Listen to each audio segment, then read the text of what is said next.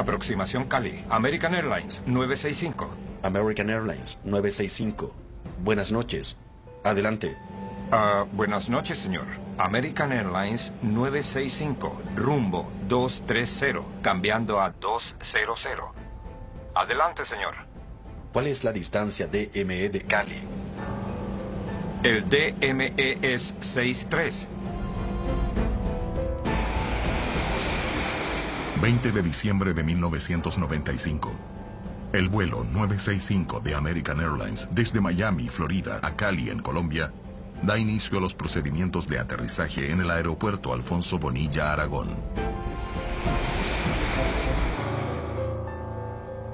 American Airlines 965, distancia ahora. A bordo hay 163 personas, 155 pasajeros y 8 tripulantes. A poco tiempo de la hora prevista para aterrizar, el control de Cali pierde el contacto con el avión de American Airlines. Recibido. ¿Distancia ahora? Cerca de las 10 de la noche, el jefe de la Defensa Civil de Cali, en Colombia, es advertido. La información que tenían era que había unos reportes ya en la aproximación final y pues que se había perdido totalmente comunicación con el avión, lo que sugiere de inmediato pues que ha tenido un accidente. Y todo apunta a que es en cercanías a Buga el lugar del accidente y se establece pues como centro de operaciones el batallón Palacé en la ciudad de Buga. Ubicada a cerca de 70 kilómetros de Cali, la ciudad de Buga está situada en un valle con montañas de hasta 2.500 metros de altura. Hacia esa región se dirige también el equipo de la Cruz Roja.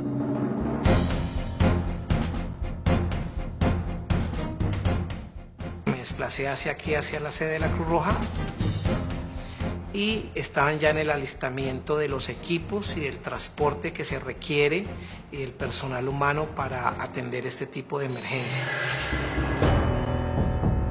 En Estados Unidos, el equipo de emergencias de American Airlines es alertado a las 2 de la madrugada.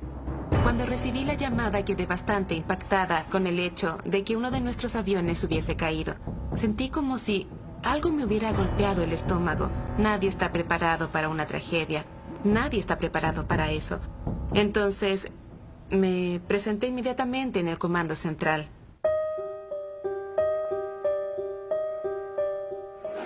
Muy buenas tardes, nos encontramos en el Aeropuerto Internacional de Miami. Este es el ambiente que se vive al frente del mostrador de la aerolínea American, como pueden darse cuenta. Había mucha confusión en el aeropuerto, mucha gente entrando, saliendo. Vimos que llegaban muchos familiares tratando de averiguar qué había sucedido. Rafael Poveda trabajaba en el canal Telemundo, en Miami, y le pidieron cubrir la tragedia.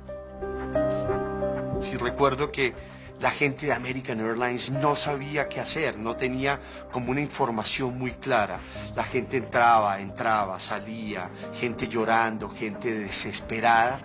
Realmente no se sabía qué estaba pasando.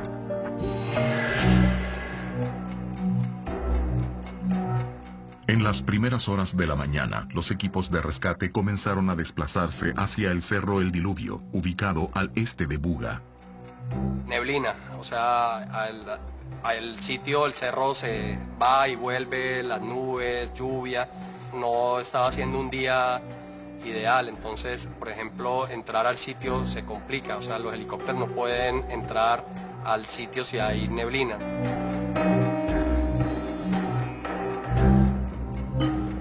Cerca de 12 horas después del accidente, los equipos de rescate localizan el avión.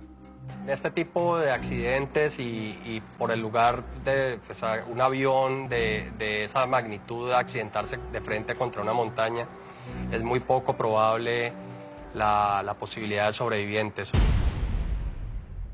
Cuando los rescatistas ya llegaron al sitio y vieron las personas que estaban allí, se presumía que era una persona de la región que había subido allá. Cuando el señor dijo, no, es que yo soy pasajero, yo venía en este vuelo. La información sorprende a los equipos de rescate. El primer pasajero encontrado con vida es Gonzalo Duzán.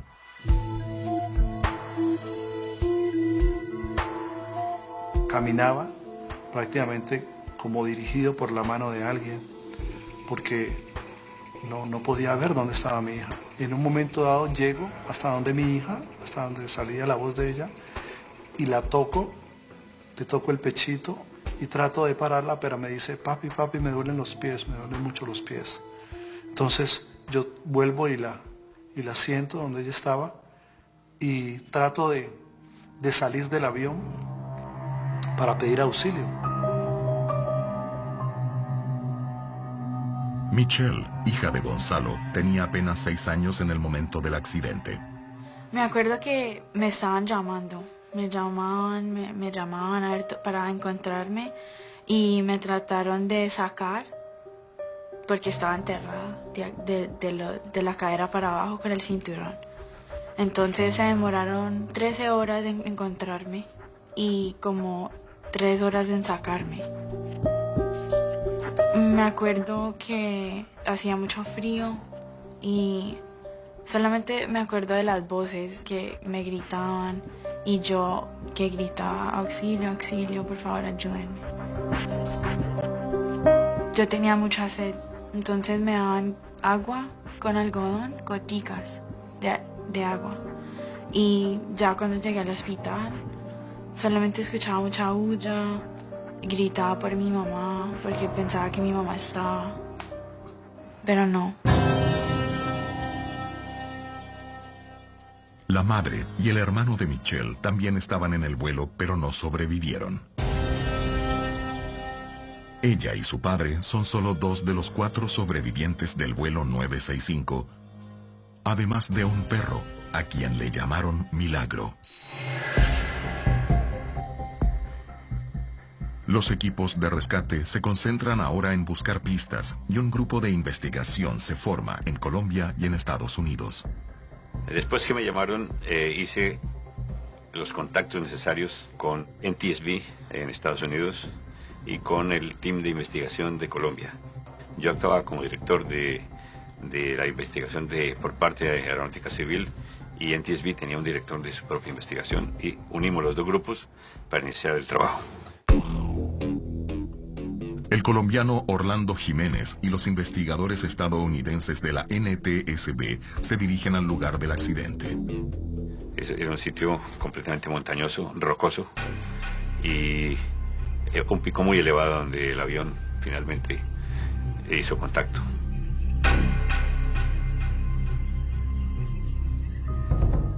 Había de peculiar que el avión estaba fuera de su ruta y que no tenía por qué estar en ese sitio. La primera impresión cuando llegabas al lugar era que estabas subiendo un cerro, subiendo una montaña. Ibas pasando por una selva muy densa.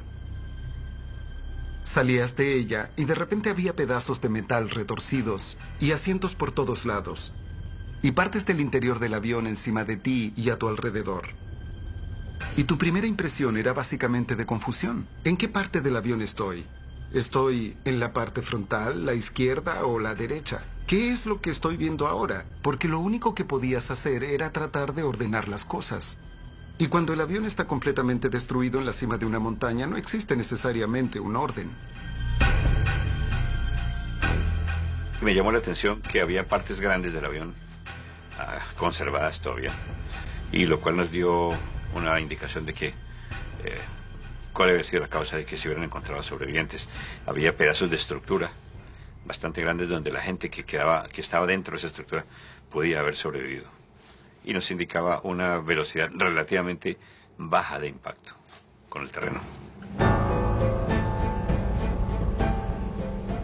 Aproximación Cali, American Airlines 965. American Airlines 965. Buenas noches. Adelante. Buenas noches, señor. American Airlines 965, rumbo 230, cambiando a 200. Adelante, señor. ¿Cuál es la distancia DME de Cali? El DME es 63. Las primeras impresiones del equipo de investigación explican la existencia de sobrevivientes en el lugar de la tragedia.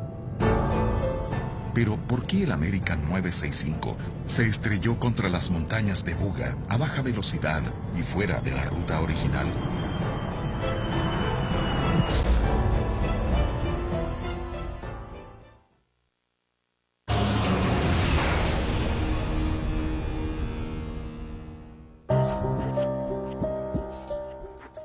En vísperas de la Navidad de 1995, la ciudad de Cali, en Colombia, está sumergida en tristeza e indignación.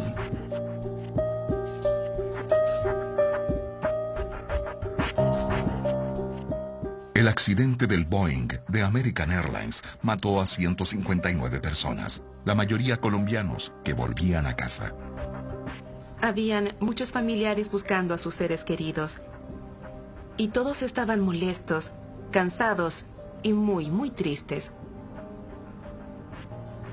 Y como especialista en desastres, fui entrenada para manejar situaciones así e intentar consolarlos y atender sus necesidades. Pero nunca me habían visto como una persona enemiga hasta que llegué allá.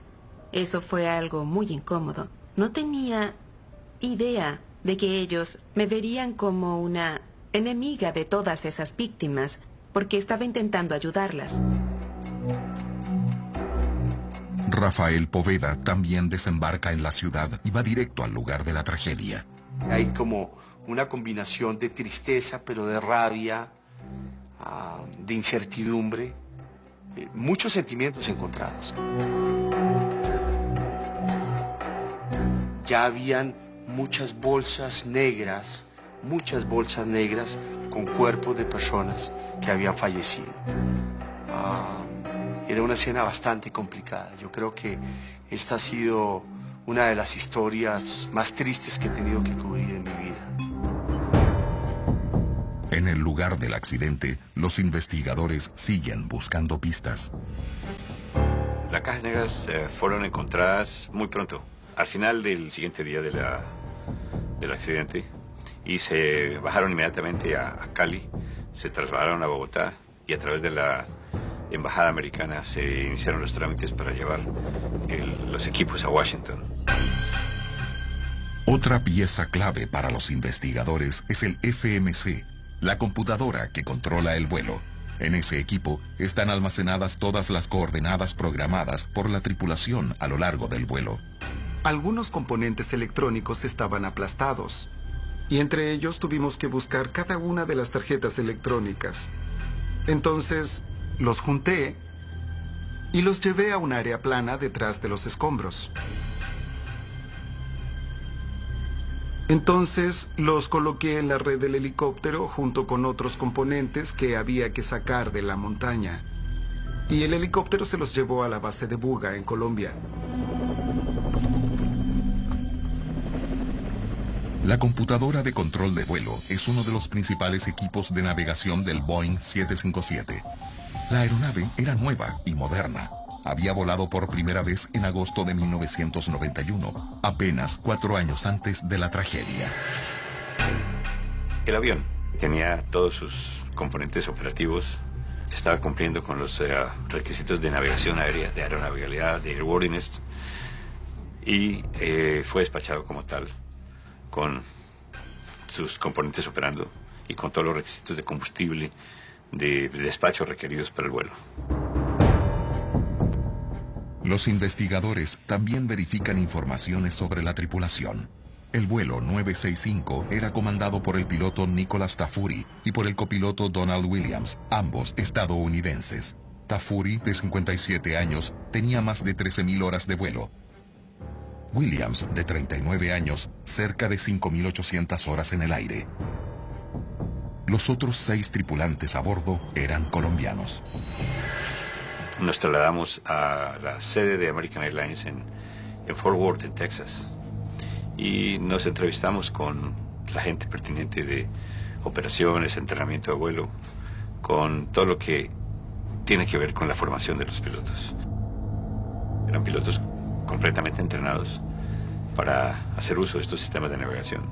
Los investigadores ya saben que los registros de la tripulación y del avión estaban en orden, y mientras esperan el análisis de las cajas negras y de la computadora de control de vuelo, se concentran en los factores externos, como el asunto de la falta de radares en el área. En el momento de la aproximación del avión de American Airlines, no había servicio de radar en Cali. ¿Cuál es la distancia DME de Cali? El DME es 6.3. El control de radar en ese momento se basa en los reportes de posición del piloto. Si el piloto dice al controlador cuál es la posición exacta, el controlador tiene mapas y tiene su pantalla en donde tiene los puntos de entrada del avión. El controlador dependía de otra herramienta y es pedir informes de posición a los pilotos, y de esa forma el controlador va proyectando y siguiendo cómo va evolucionando la posición relativa de los vuelos para verificar que sí va a haber seguridad en la operación. Hola, ¿qué tal? ¿Cómo estás? Bien.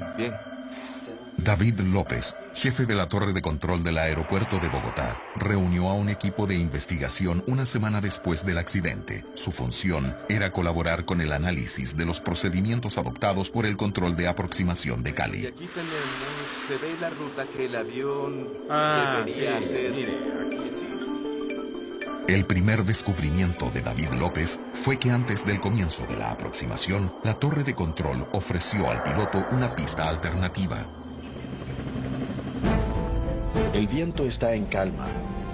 ¿Podría aproximarse la pista 19? Es definitivamente sabido que en Cali la pista principal, la pista normal de aterrizaje es la 01. Entonces la primera inquietud nuestra fue ¿por qué el controlador ofreció la pista 19 al piloto? Aproxímese a la pista 19.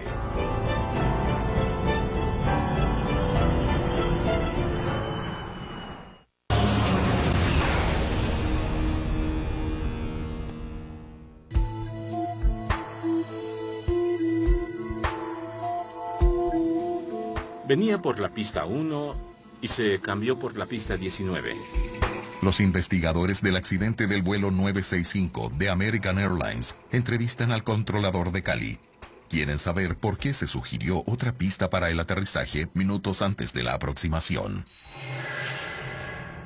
El viento está en calma. ¿Podría aproximarse la pista 19? Sí, señor. Bajaremos la altitud de inmediato. Entendido. American Airlines 965 tiene permiso VOR DME. Aproxímese a la pista 19.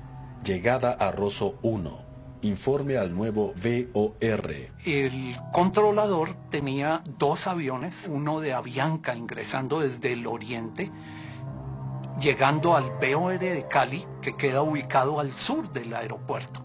Ese vuelo de Avianca estimaba llegar al VOR de Cali como 1 minuto aproximadamente antes que el American Airlines. El VOR es un equipo que emite señales direccionales de radio instalado en determinados puntos geográficos. Sirve para que las aeronaves definan la posición y la ruta. Para hacer el aterrizaje por la pista 01 por el VOR de Cali, el vuelo de American Airlines tenía que pasar sobre el aeropuerto y realizar una maniobra llamada inversión. Esto implicaba aproximadamente 10 minutos de vuelo, pero adicionalmente, como Avianca estimaba llegar al VOR de Cali 1 minuto aproximadamente antes que el American, el vuelo de American tendría que haber hecho una espera adicional de 5 minutos. 965 Cali. Y por eso el controlador, en una forma favorable para el piloto de American Airlines, le preguntó si le servía y si quería coger la pista 19. ¿Podría aproximarse a la pista 19? La primera conclusión a la que llegamos fue que el plan del controlador fue muy bueno para cumplir los 3 objetivos que tiene el servicio de control de tránsito aéreo: dar seguridad, ordenamiento y agilidad. Aclarado el tema del cambio de pista para el aterrizaje del vuelo 965, queda esperar el análisis de las cajas negras. El informe llega 15 días después del accidente. Tiene permiso para pasar por el VOR de Cali. Descienda y mantenga altitud de 457 metros, altímetro 3002. ¿Está bien? No se acepta ningún retraso. Informe al VOR de Tuluá. Iremos directo a Cali. Bien. Yo creo que esa es la ruta correcta que debemos seguir, capitán. Sí.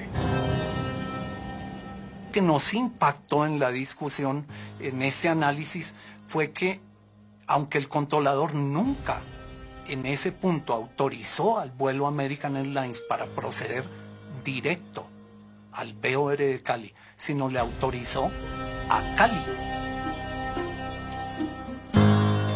Es bien sabido que en un aeropuerto ubicado en una región montañosa, los vuelos tienen unas rutas trazadas que usualmente son un corredor en medio de montañas a cada lado.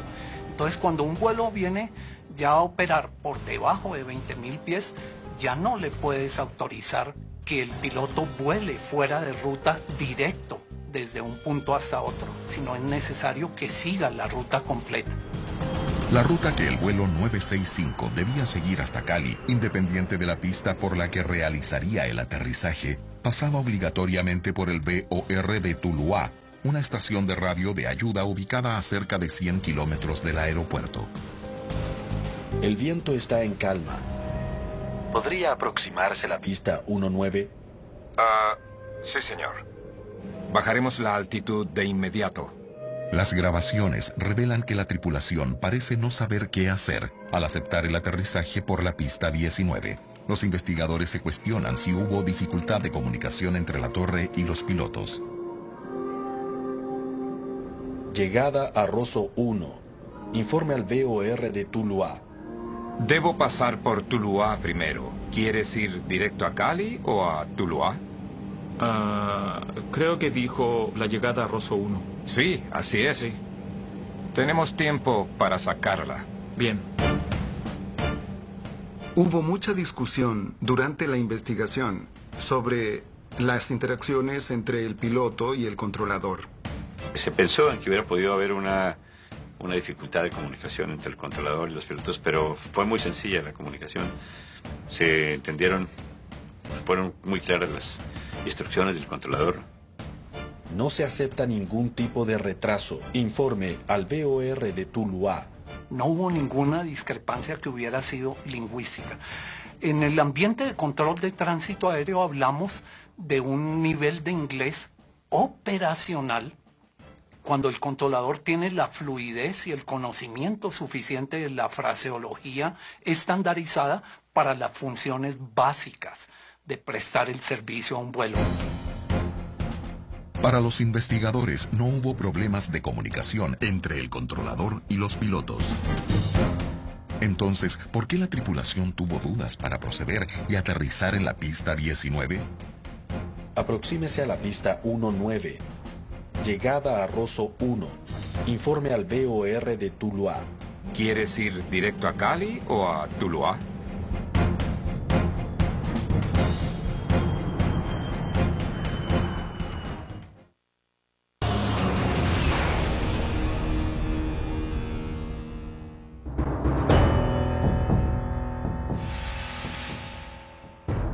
El equipo de investigación reúne las piezas que tiene en las manos para entender por qué un avión con destino a Cali, Colombia, chocó con una montaña minutos antes de aterrizar. El contenido de las cajas negras indica una falla durante el procedimiento de aproximación. Aproxímese a la pista 19. Llegada a Rosso 1. Informe al VOR de Tuluá. Permiso para el VOR, pista 19, llegada a Rosso 1. Informaremos al VOR. Gracias, señor. Después de que el piloto aceptó proceder directo a Cali por la pista 19, él empezó a sorprenderse con las preguntas reiteradas del controlador pidiéndole que notificara sobre Tuluá. Llegada a Rosso 1. Informe al VOR de Tuluá. Permiso para el VOR, pista 19, llegada a Rosso 1. Informaremos al VOR. Gracias, señor. Informe al VOR de Tuluá. Entendido. VOR de Tuluá. Debemos avisar a Tuluá primero. ¿Quieres ir directo a Cali o a Tuluá? Creo que dijo la llegada a Rosso 1. Sí, así es. Y fue entonces que comenzamos a cuestionar si deberían haber notificado al BOR de Tuluá o cómo deberían conducir la aproximación a Rosso. Esto es porque Rosso es al mismo tiempo una estación terrestre y un procedimiento de aproximación. Entonces hubo una confusión por eso. La ruta normalizada de llegada a Rosso 1 es simplemente un tramo directo desde el BOR de Tuluá que después le conectaría con el procedimiento de aproximación por instrumentos a la pista 19. Entonces era importante que el vuelo hubiera pasado sobre Tuluá para mantenerse en el eje nominal de esa ruta normalizada de llegada Rosso 1. Tuluá 1. Rosso. Ahí está. ¿Sí? Ahí salimos a Tuluá. En casi todo el mundo, el primer punto de llegada para aterrizar es un aeropuerto. La primera estación terrestre da nombre al procedimiento de llegada de ese aeropuerto. En el aeropuerto de ese país, por desgracia, era diferente. Rosso estaba muy cerca de la pista y era el final del procedimiento. Los investigadores trabajan con la hipótesis de que la tripulación no sabe exactamente cómo realizar la aproximación a Rosso 1. Para aclarar las actitudes que adquirieron los pilotos en los últimos minutos, necesitan la información almacenada en la computadora de control de vuelo. Las computadoras de control de vuelo eran muy importantes en el accidente del vuelo 965, porque al encontrarlos, podríamos saber cuáles fueron los botones que el piloto presionó para hacer la maniobra. Al reunir los datos de la computadora con el análisis de las cajas negras, los investigadores comienzan a entender lo que sucedió con el American 965.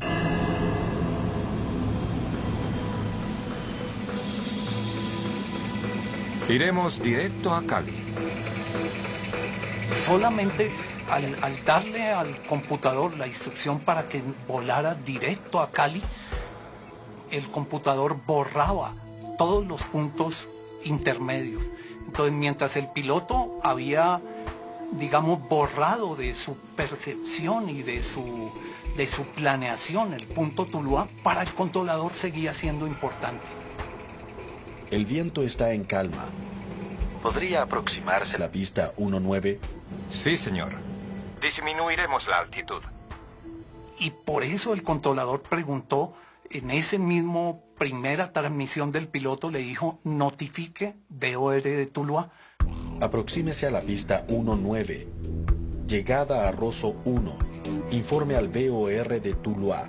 El piloto no tenía claridad de que ya había pasado al lado de Tuluá, y al revisar la transcripción de las comunicaciones vemos que la mayor parte del tiempo que el piloto estuvo desubicado estaba todavía tratando de identificar cuál era su posición respecto a Tuluá, y aún más tratando de llevar el avión hacia Tuluá. Tuluá 1. Rosso. Ahí está. ¿Sí? Ahí salimos a Tuluá. Entonces, el piloto inició un desvío hacia la izquierda, hacia el oriente, tratando de navegar inicialmente hacia Tuluá. Ya no era conveniente porque el vuelo había seguido descendiendo. ¿A dónde nos dirigimos? 1-2. Ve a la derecha. Iremos directo a Cali.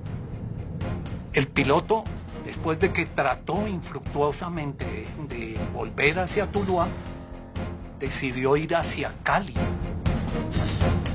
Y habiendo pasado como 1 minuto y medio aproximadamente, el piloto realmente no había avanzado hacia Cali, sino sin darse cuenta había hecho un semicírculo, volando casi a la misma distancia, equidistante de Cali. Ahora estaba solo a 37 millas. American Airlines 965, distancia ahora. Muy bien. Estamos a 37 TME, a más de 3.000 metros. Está bien, estamos listos. Pero pocos segundos después de hablar con el controlador, el comandante se da cuenta de que no está en la dirección correcta. Gira a la derecha, hazlo ahora, ahora mismo. Ahora, como en todo momento se había hablado de ejecutar la llegada normalizada Rosso 1, finalmente el piloto llegó a la decisión de pedir volar hacia Rosso. Mejor iremos directo a Rosso, ¿te parece bien? Está bien, vamos. Yo lo voy a marcar aquí. Ahora, cuando el piloto finalmente decidió insertar el punto Rosso, él encontró un problema que no lo percibió en ningún momento, y solamente se encontró después de la investigación. Mejor iremos directo a Rosso, ¿te parece bien? Está bien, vamos. Yo lo voy a marcar aquí. Los datos almacenados en la computadora de control de vuelo revelan la pieza que faltaba para que los investigadores comprendieran la trágica secuencia de eventos la que llevó a la caída del American 965.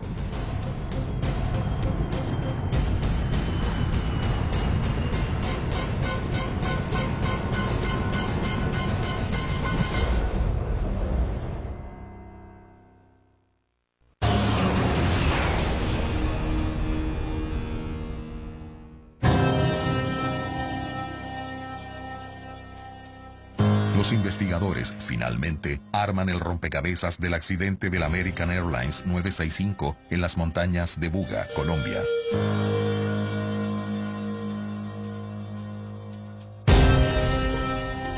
Mejor iremos directo a Rosso, ¿te parece bien? Está bien, vamos. Yo lo voy a marcar aquí.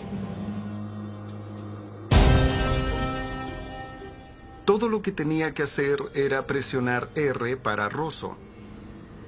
Pero lo que no notó es que la R de Rosso también se usaba para otra ubicación llamada Romeo,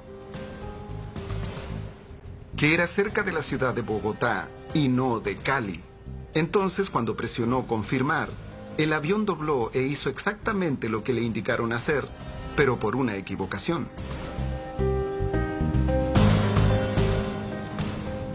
El avión aún estaba descendiendo y dobló en dirección a Bogotá, alejándose de Cali, y siguió descendiendo, y fue bajando por detrás de la montaña sin que los pilotos lo notaran.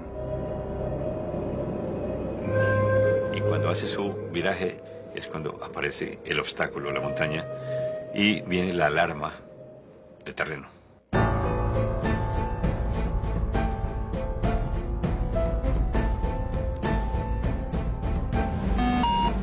¡No puede ser! El GPWS, el sistema de alarma de proximidad del suelo, sonó apenas a 6 segundos del impacto. En este momento el capitán da la orden al copiloto que efectúe la maniobra evasiva de terreno, cosa que el copiloto hizo muy rápido. ¡Está bien! Está bien, quédate tranquilo. Pero vista que la alarma continuaba dando aviso de proximidad de terreno, entonces el capitán volvió a ordenar al copiloto que pusiera más nariz arriba todavía para tratar de sobrepasar el obstáculo. ¡Más! ¡No! ¡Oh! Por tanto, el tiempo fue insuficiente y el rendimiento del avión fue insuficiente para poder iniciar el sobrepaso sobre el obstáculo.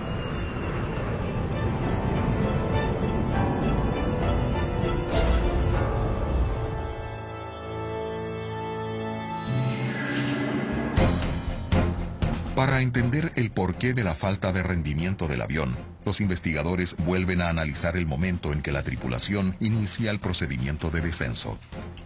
El viento está en calma.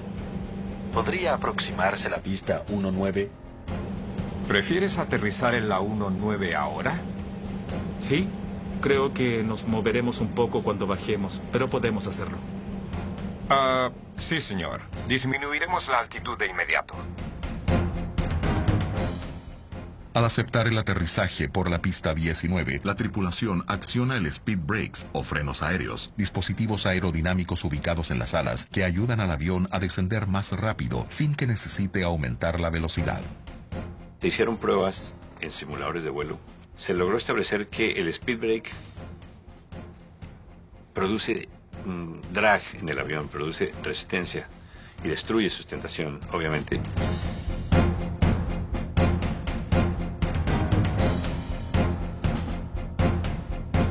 posición de estos speed brakes ha debido ser adelante realmente para que el avión hubiera estado limpio en sus superficies para hacer su maniobra evasiva.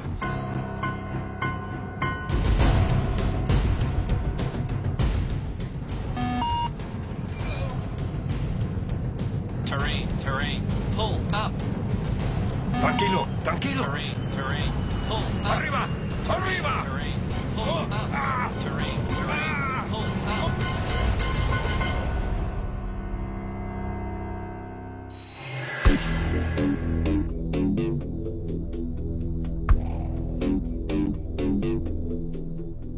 La investigación del American Airlines 965 llega a su fin. Desde que fuimos allá y encontramos las cajas negras y extrajimos la información del fabricante, escribimos los informes y nos coordinamos con el gobierno de Colombia. Pasó más o menos un año de investigación. 17 años después del accidente del vuelo 965, ¿qué cambió para aumentar la seguridad de los vuelos?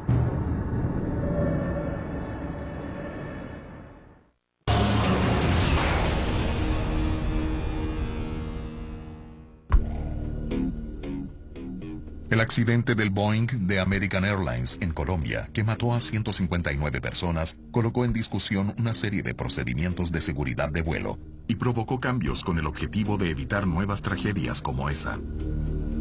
Sí cambiaron varias cosas después del accidente de American. En primer lugar, la más evidente, el cambio del nombre de Rosso por el nombre Palma. El nombre del procedimiento de aproximación a la pista 19 también se cambió de Rosso 1 a Tuluá 1. Esa alteración sigue un estándar internacional que recomienda identificar el procedimiento con el nombre del punto donde se inicia. Cambió también que Aeronáutica Civil decidió instalar un segundo radar cerca del aeropuerto para no tener que depender necesariamente del radar que estaba instalado arriba en la cordillera, pero distante del aeropuerto. ¿Cuál es su altitud y DME desde Cali? A pesar de que la comunicación en inglés entre el controlador del vuelo y los pilotos haya sido descartada como causa del accidente, las autoridades colombianas recalcaron la necesidad de mejorar la fluidez del idioma. Colombia ha hecho un gran esfuerzo para mejorar el nivel de inglés de los controladores de nivel operacional, llegando a un nivel más alto que el conversacional de inglés. En el informe final, otra recomendación fue que el FMC, la computadora de control de vuelo, mantuviera todos los puntos marcados por los pilotos. Una recomendación del informe de Cali fue que se indicara qué botones se presionan y qué hace la tripulación con cada uno de esos botones. Para ayudar al proceso de investigación, se sugirió un cambio en el sistema de grabación de las informaciones de la cabina. Tenemos muchos accidentes, pero no sabemos lo que realmente sucede en las cabinas. Entonces la NTSB ha recomendado e insistido mucho que la FAA y otras agencias reguladoras instalen una cámara de video dentro de la cabina del avión. De esta forma podremos saber qué hizo la tripulación después de un accidente. ¡Vamos! ¡Arriba! ¡Arriba! ¿Qué botones presionaron? Con cámaras en las cabinas sabremos lo que el piloto vio. No aquello que pensamos que mostró el grabador de datos del vuelo. Esa fue una de las recomendaciones que surgieron del accidente del vuelo 965. Y como el costo de la grabadora de video en la cabina es poco, y seguimos teniendo accidentes a través de los años, la cámara se ha vuelto una necesidad muy urgente para la aviación de hoy. ¡Vamos! ¡Arriba! ¡Arriba! Pull up. ¡Afírmese! Está bien, está bien. Tranquilo, tranquilo.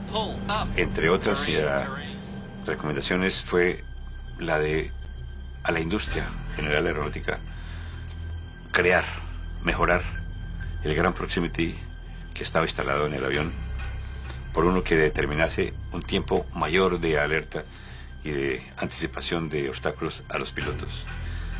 En mi opinión fue la más importante de todas. Desde el año 2002, todos los aviones con más de 6 pasajeros son obligados a tener un avanzado sistema de alerta de proximidad a tierra. Acto seguido se hicieron algunas recomendaciones a la compañía American Airlines de, en base a esta experiencia, reformar ciertos sistemas de entrenamiento y de formación a los pilotos en la operación a Sudamérica, y se recomendó procedimientos de coordinación de ambos pilotos sin que ninguno quedara fuera del loop del vuelo en un momento crítico como ese de la aproximación. En general constituyó las recomendaciones que se debían hacer. No hacemos leyes.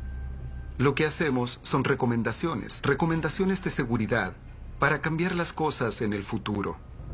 Y como somos una agencia independiente, la NTSB puede hacer recomendaciones dirigidas a los reguladores, como la FAA. Podemos hacerlo con las líneas aéreas como American Airlines o con fabricantes como Honeywell. Podemos hacerlo con otros países, porque nos preocupamos del accidente y de lo que es necesario para evitar que eso vuelva a suceder. Para Michelle y Gonzalo Duzán, 2 de los 4 sobrevivientes de esta tragedia, la vida también sufrió duros cambios. Impresionante, porque a pesar de que estaba muy niña, me hacía mucha falta mi mamá y mi papá y todo el trauma que nos causó. Pues estábamos en rehabilitación mucho tiempo, entonces me afectó en ese sentido de faltante de mamá, porque no estaba. Entonces fue muy duro para mí crecer sola. Pues algo muy fuerte por lo que uno atraviesa, la pérdida de un ser querido, y en un desastre aéreo causa mucho impacto emocional y físico. Ahora yo vuelo sin miedo en los aviones, pero mi papá sí. Mi papá después del accidente, hasta hoy en día, bueno, no tanto como antes, pero me es muy nervioso para viajar.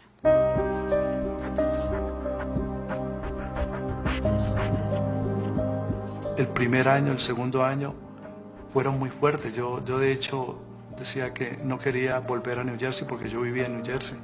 Pero los traumas con los que uno queda de volar, después de pasar un accidente de esta magnitud, le impiden a uno, y viene mucho temor, mucho miedo de poder volar nuevamente.